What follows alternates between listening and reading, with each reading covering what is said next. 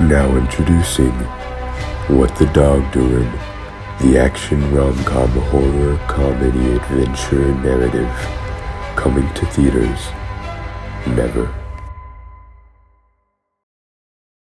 Welcome everyone to the first of many devlogs where we try to make a game in just 2 months.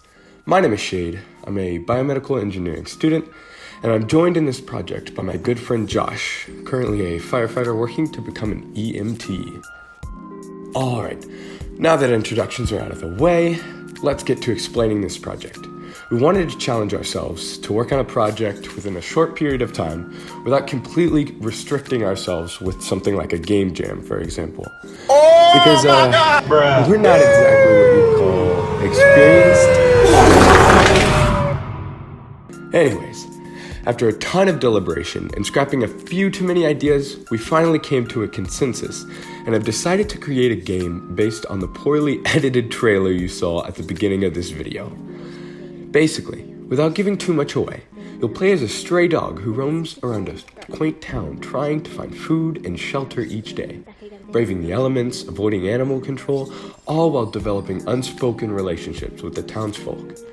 Your goal would be to find your original owner, who the townsfolk know little about.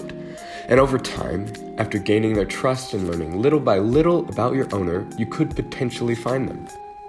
Now, the story is still in the early stages of development, and Josh will be in charge of development of all storyline, dialogue, and world design for this entire project.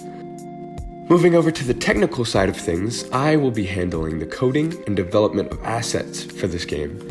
And as you can see right now, I was able to finish the first item on our agenda for this week, which was to model out our main player dog. I'm happy with how it turned out for now.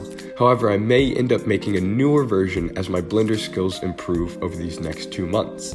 Thankfully, after hours of learning how to properly rig and animate a model, I was able to begin development on the movement and animation system in Unity, which was the last thing on the agenda for this week.